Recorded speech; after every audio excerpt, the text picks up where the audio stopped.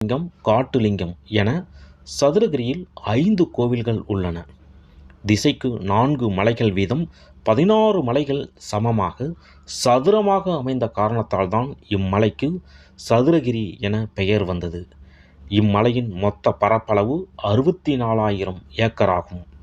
இங்குள்ள சுந்தர மகாலிங்கம் உருவானது பற்றி ஒரு புராணக் கதையானது சொல்லப்படுகிறது. அதாவது சதுரகிரி மலை அடிவாரத்தில் கோட்டையூர் என்ற ஒரு கிராமம் இருந்தது. அங்கு பச்சைமால் என்ற விவசாயி வாழ்ந்து வந்தார்.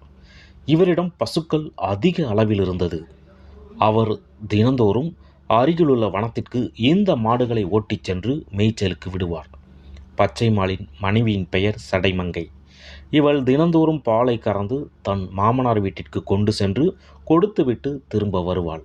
அதாவது பச்சைமாலின் தாய் தந்தையான தில்லைக்கோன் திலகமதியிடம் பாலை கொடுத்துவிட்டு திரும்பி வருவார்.